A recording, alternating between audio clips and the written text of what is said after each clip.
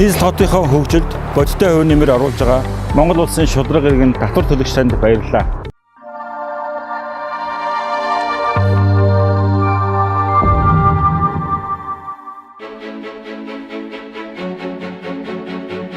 Нийслэлийн төсөвт 2018 онд 828.5 тэрбум төгрөгийн орлого төвлөрөхөөс 754.2 тэрбум төгрөг буюу 91%-ийг татврын орлого эзэлж байна. Өнөөдрийн байдлаар нийслэл дүүргийн татврын албанд 115,628 аж ахуй нэгж, 18,697 төсөвт болон төрийн бус байгууллага, 780,646 татвар төлөгч иргэн бүртгэлтэй үйл ажиллагаа явуулан төсвийн орлогыг бүрдүүлж байна.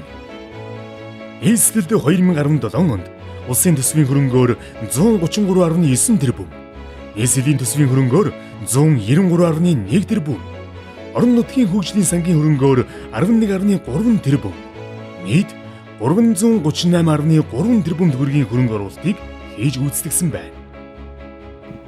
Нийслэлд 2017 онд төрийн өмчийн 10 сургууль, 16 цэцэрлэгийг шинээр ашиглалтанд оруулж, 51 сургууль цэцэрлэгийн засварт 2.7 тэрбум төгрөг зарцуулж, хүүхдийн ая тухтай сурч хүмүүжих орчныг бүрдүүллээ. 2018 он боловсролын салбарт томоохон хөрөнгө оруулалт, бүтээн байгуулалтын жил болно.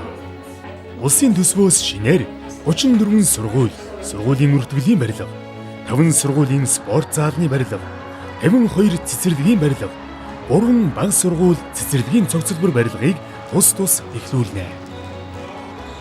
Мөн бүгд найрамдах Хятад ард улс, Япон улсын засгийн газрын буцалтгүй тусламжаар 11 сургууль, Азийн хөгжлийн банкны хөнгөлөлттэй зээлийн хөрөнгөөр 9 сургууль, 22 цэцэрлэгийн барилгын ажлыг эхлүүлнэ. Нийслэлийн төсвийн хөрөнгөөр 7 цэцэрлэгийн барилгыг барьж ашиглалтанд оруулна. Эдгээр хөрөнгө оруулалтын үр дүнд 2020 он гэхэд 3 ээлжээр хичээлдэг ерөнхий боловсролын сургуулиудыг 2 ээлжид бүрэн шилжүүлж, хороо бүрийг цэцэрлэгтэй болгох зорилттой байгаа.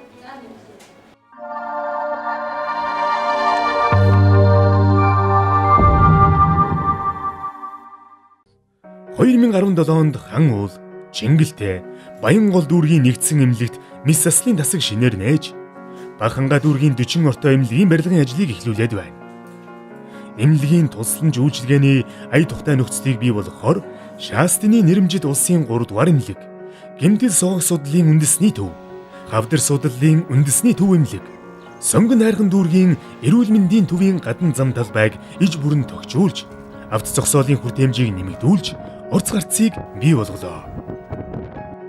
2018 онд нийслэлийн төсвийн 8.7 тэрбум төгрөгөөр Чингэлтэй дүүргийн түргэн тусламжийн төв, Бага дүүргийн эмнэлэг, Хан уул дүүргийн туул тосгоны эмнэлгийг барьж дуусган, шүд, эрүү нүүрний төвийг зориултын байртай болгоно.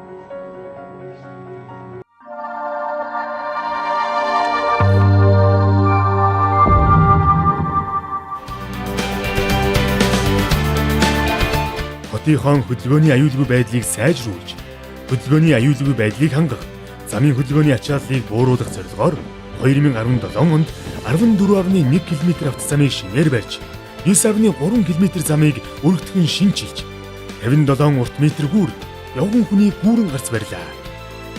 Томоохон уулзвруудын нэвтрэх чадварыг сайжруулах ажлын хүрээнд өгөөж чихэр бовны үйлдвэр, автоплазагийн уулзвар, богдож явцсан дамбын гудамжны уулзвар, хөдөө аж ахуйн их сургуулийн уулзврын өргөтгөл шинжилгээний ажлуудыг гүйцэтгэн ашиглалтанд оруулснаар уулзвруудын нэвтрүүлэх чадвар 50-60%-аар нэмэгдлээ. Нийслэлийн төсөв, нийслэлийн замын сангийн хөрөнгөөр 2018 онд 13.1 км автозамыг шинээр барьж, 2.2 км автозамыг өргөтгөн шинчилж, 104 замын гүүрэн гарцын барилгын ажлыг эхлүүлнэ. Замын сангийн хөрөнгөөр нийтийн эзэмшлийн замын засварт 3.8 тэрбум, орон сууц, гэр хорооллын доторх зам засварт тус бүр 2 тэрбум төгрөг зарцуулна. Мөн энэ онд 104 замын гүүрэн гарцын барилгын ажлыг эхлүүлнэ. Чингэлтэй дүүргийн 7 дугаар хороонд дэд төвийг байгуулан орчин үеийн шийдэлтэй хороолол болгох ажлыг эхлүүлнэ. 2018 онд хувь хүний орлогын албан татврын хуулийн дагуу хөнгөлөлт чөлөөлөлтийг 33 мянган иргэнд 23.6 тэрбум төгрөгийг цаан олголтоор олголоо. Нийслэл хот 2018 онд хийгдэх хөрөнгө оруулалт бүтээн байгуулалтын ажлын хэсгээс дурдлаа.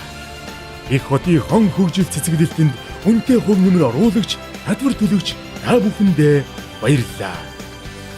Их хурлын үзэл татвар төлөхөөс эхэлнэ.